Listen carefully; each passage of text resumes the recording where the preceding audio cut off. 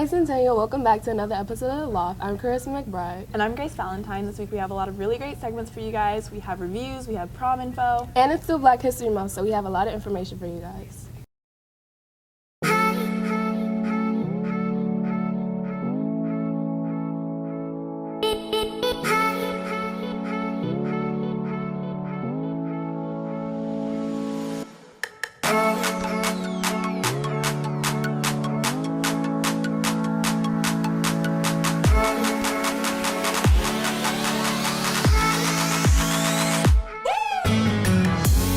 Attention students, prom tickets are now for sale Tuesdays and Thursdays each week during all 3 lunches. Ticket prices have now gone up to $75 for seniors and $80 for juniors. If you pay online, bring your receipt to H64 in the morning or after school to get a receipt.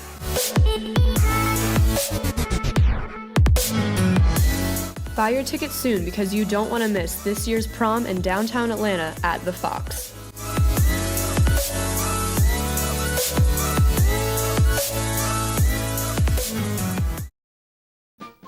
Sojourner Truth was an abolitionist during the time of the Civil War. She was born in 1797 and grew up as a slave in New York. She escaped slavery with her daughter in her arms in the year 1826. She delivered a speech in Ohio in 1853 titled, "Ain't I a Woman?" It highlighted the struggles of being black and a woman and described how important women are. We now look back in gratitude on Truth for her movement for both the rights of slaves and the rights of women. On behalf of everyone, thanks, Sojourner. So, I need your help. David's just been acting up in school. He's late, always in the hot sauce. I don't know what to do. I need your help. Why should I help you? Because that's what you do. I will need about 15 grand. 15 grand? 15 grand, take it or leave it. How about 10? Deal. All right. Trying to save my boy. I can take care of that for you. Thank you. I'm telling you right now, son, if you don't pull them grades up in school, I will be there anytime, everywhere. When you sleep, I will be there. When you in the bathroom, I will be there. You understand? Oh, don't cry now. No. You say that crying for your mama. All right, drop down and give me 20 right now. Come on. Let's go. No, Let's go. Let's go. Push it. 1 tubby. 2 tubby. Push it. Push it. Okay. Disgrace.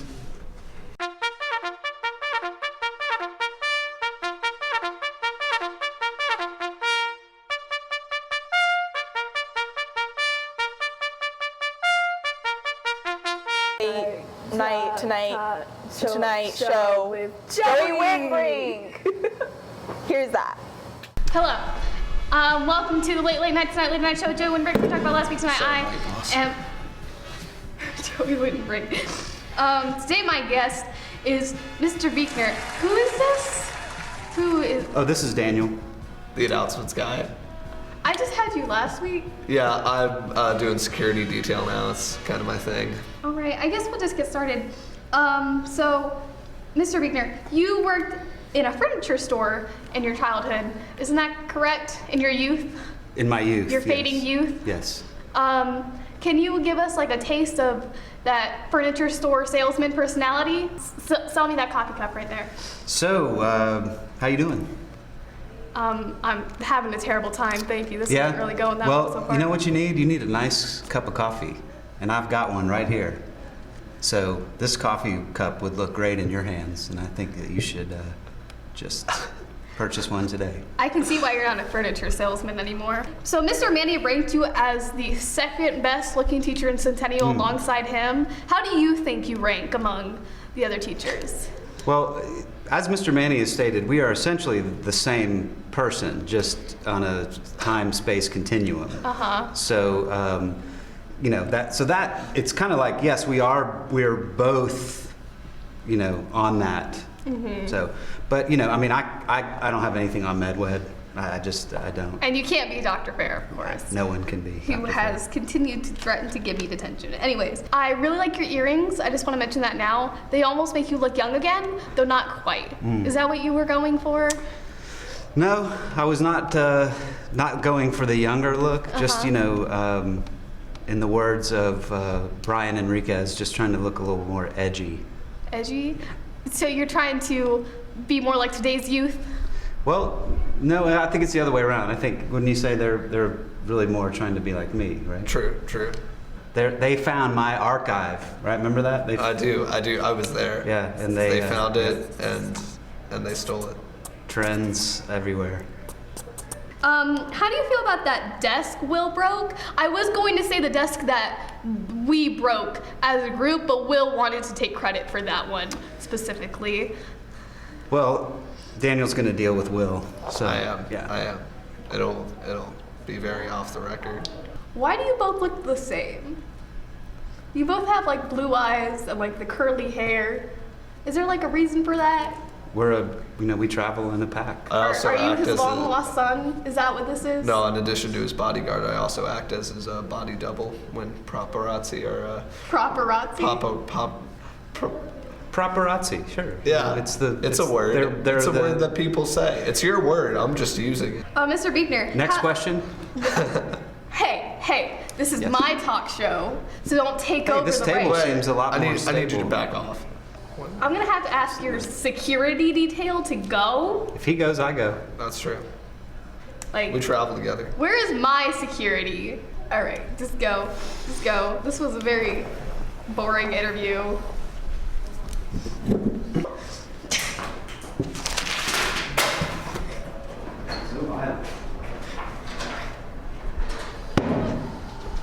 Next week, we're gonna have Peter Tilley.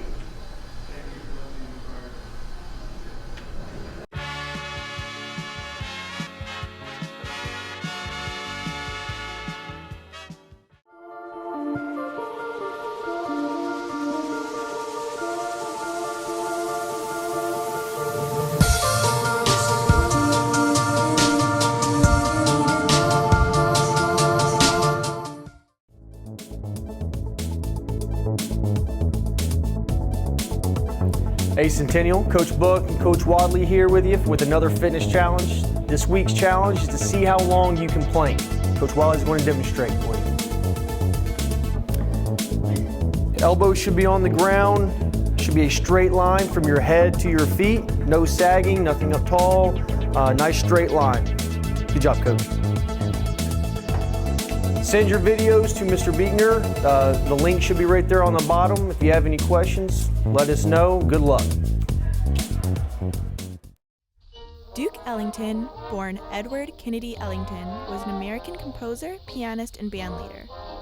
He was born in 1899 in Washington, D.C., and lived out most of his life in New York City, New York, before dying at the age of 75 in 1974. His music largely influenced the Harlem Renaissance, and his career spanned over 50 years. His band and orchestra were comprised of the best players in the nation. Always known for having a huge smile on his face and music in his heart.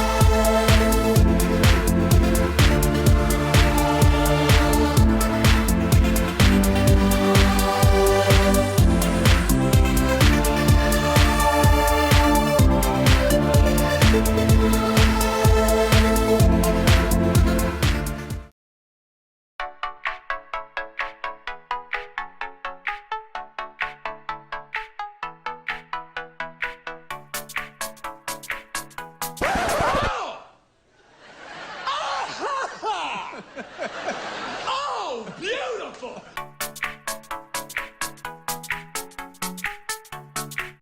Hey, yeah, do you want to be on the loft? Hey, any of you children want to be on the loft? We need some candidates for the loft. Everyone said no. Oh no. Should we ask her? Hey, do you want to be on the loft? Do I? Would you rather Find $10 million or the love of your life. The love of my life. Love of my life. Yes, I'd rather have that. Can't put a price on love. No. Well, you can, but I'm not going to. $10 million. Why is that? Money over everything. $10 million. But you can't put a price on love. $10 million. Why does no one at the school believe that you can't put a price on love? I swear. $10 million. I'm gonna take that 10 million. I don't care about love. Bye. Would you rather be ignorant and happy or knowledgeable and unhappy? Ignorant and happy. I've got to say ignorant and happy. I think I would choose happiness or peacefulness over knowledge. Happy, or you don't know things, but you're happy. I'm gonna go with my knowledge. I need that knowledge. Be unable to answer or ask questions for the rest of your life. Ask questions. Oh. Answer. Wait. Unable to answer. Okay. Past. Why is that? Well, this is going to sound crazy, but I think that I had a different life. I think I was a cowboy in a different life, so I want to go back to that. Would you rather go to the future or the past? Past. Why? Do you like history? Change things. What would you change? My life. All right, would you rather go to the future or the past? Future. Why would you want to go to the future? I don't know, because I know what happened in the past, so. Langston Hughes was many things: a poet, a social activist, a novelist, a playwright, a columnist, and more. He had many of his poems published in The Crisis, the official magazine of the NAACP. He wrote many famous poems, such as The Negro Speaks of the River.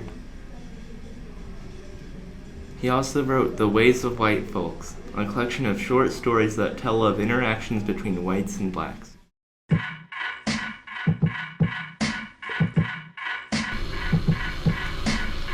Want to know what you need for your graduation?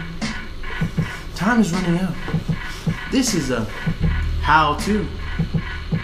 Make it, or get, or stuff you need for your graduation. Right, Will? Will, are you sleeping? Have you got your cap and gown? No. Dude, time is running out. Okay, where do I go to get it? Dude, you gotta go to Miss Prelap. Okay. Science, wing, science, $115 if you get it before February the 28th. Okay. What about graduation tickets? That's gonna be $90. Okay. For each or just one?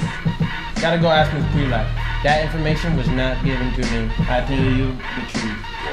Okay. So go to Miss Prelap. 115. 115 for February 28th. February 28th. February 28th. Feel that? Alright, now, if you do, by chance, not order it by February 28th, it's gonna be $140. And you have to the end of March to order it, or else you won't make it to the whole graduation ceremony thingamabob. Alright? Can I just use my sister's cap and gown? Yes, you can. If you're using an old graduation cap and gown, like your sister's, you gotta go to Miss Prelap and ask for approval. You know, make sure it's all good. Make sure it's the right color. It's blue, you know? I want you there. I want to see you there. Can I go now? Yes.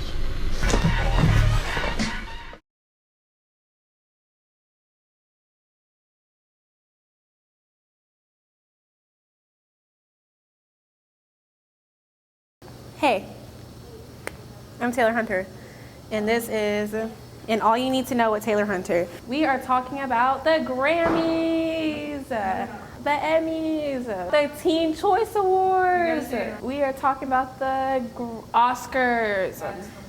Okay, so here we have a Centennial High School student. Sir, how did you feel about the Oscars? Who's your favorite Oscar? Like Oscar Mayer? Oscar Mayer. I think Oscar Mayer. Out of all the nominees, who was your favorite? Did you like for best motion picture? Best motion picture. To be honest, I thought Cheaper by the Dozen and the Proud Family movie and the Lizzie McGuire movie. And also, what was it, The Pacifier? I thought those were like the hands down like the best ones. So Oswaldo, how do you feel that what do you think the reasoning behind? How do you know? Like, how do you feel? What was I supposed to ask him? Hello. How do you feel that all the statues are men for the Oscars? Even though there's like a Best Actress category. How does that make you feel inside? I guess they should make some for women. I feel like that's just like an old school style they have. They should probably change it up. All right. Thank you. What's your name? Thank you, Jennifer. Let's go. Today I'm going to be asking her how she feels about Jimmy Fallon hosting the Grammys. I mean, I like him. So Me too. it's pretty good. All right, let's go. She's going to be able to win these cash prizes if she can answer this question to her correctly. Who is hosting the Grammys? The Oscars. The Oscars. I'll make it easy for you. Is it Jimmy Fallon or Jimmy Kimmel? Jimmy Fallon?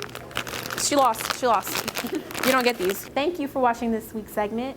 And please tune in on Saturday. No, is it Sunday? Tuesday? Sunday. Please tune in on Tuesday to watch the Grammys 9/7 Central on Disney Channel. September 9th, 1941, born right here in our own state of Georgia in the small town of Dawson, a legend is born. The soul legend Otis Redding grew up listening to Sam Cooke and Little Richard. It is in Los Angeles he starts and rises his music career with songs like These Arms Are Mine reaching number 20 on the R&B charts, I've Been Loving You Too Long, and Respect. What you want, honey, you got it. He dies at the young age of 26 on December 10th, 1967 due to a plane crash. He will be missed, but his music will live on. Welcome to Throwback. We surveyed 50 people to find out who your favorite Disney star was. Number 3, Miley Cyrus, known for Hannah Montana. There's always gonna be another mountain. I'm always gonna wanna make it move. Always gonna be an uphill battle. And sometimes I'm gonna have to lose. Ain't about how fast I get there. Ain't about what's waiting on the other side. It's the Number 2, Selena Gomez, known for Wizards of Waverly Place.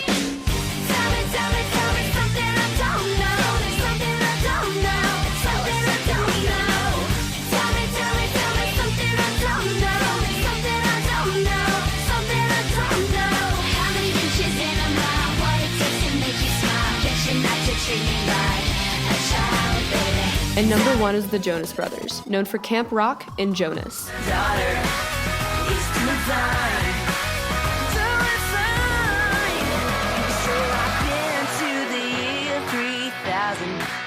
Number just changed, but they lived underwater. And your great-great-great-granddaughter is doing fine. Jim Brown is one of the best running backs in NFL history. But Brown's life has also been defined by his support of the African American causes. He was taken 6th overall by the Cleveland Browns and became one of the best running backs in NFL history after 8 years with the team. He was elected in the Pro Football Hall of Fame in 1971, but also, in the 1960s, he threw his support behind black-owned businesses by helping to create the Negro Industrial Economic Union. His actions off the field were equally as great as his actions on the field. And that's why we should all know about Jim Brown.